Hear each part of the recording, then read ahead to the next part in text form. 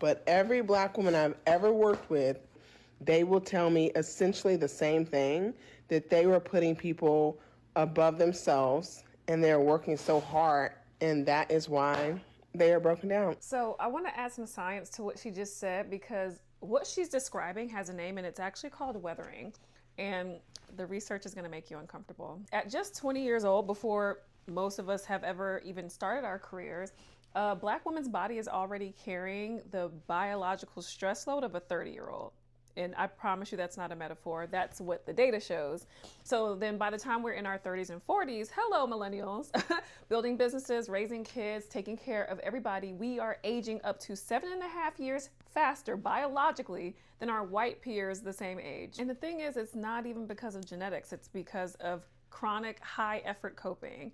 And because of what it costs to hold everything together for everyone else all the time without stopping. And here's what makes it worse. The research on what they call, like the superwoman schema, which is like the pressure that we as Black women tend to feel to be strong, to push through, to never show weakness.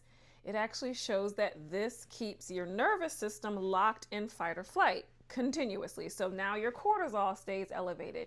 Your body never gets the signal that it's safe to rest. And if you want to know what the science says to actually reverse this, it's chosen solitude.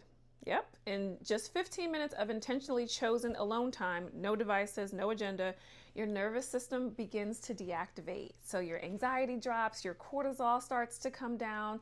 And it isn't because you did something productive, because we need to stop doing that. It's because you actually chose yourself on purpose. It's basically like novelty. So you're trying something new, you're going somewhere you've never been, you're making something you've never made. What it does is it triggers a dopamine surge that literally shocks a chronically stressed brain back into motivation and aliveness. Not after the experience, but during the anticipation of it. And intentional, unhurried eating, actually slowing down to cook and savor a meal. All this shifts your body out of fight or flight and into rest and digest. So it lowers your inflammation, it repairs your gut. It's basically medicine. So those women in the assisted living facility that she works with, they didn't know this. So they spent their whole lives putting everyone like first, and their bodies kept the score. And I just feel like we are the generation that gets to know better.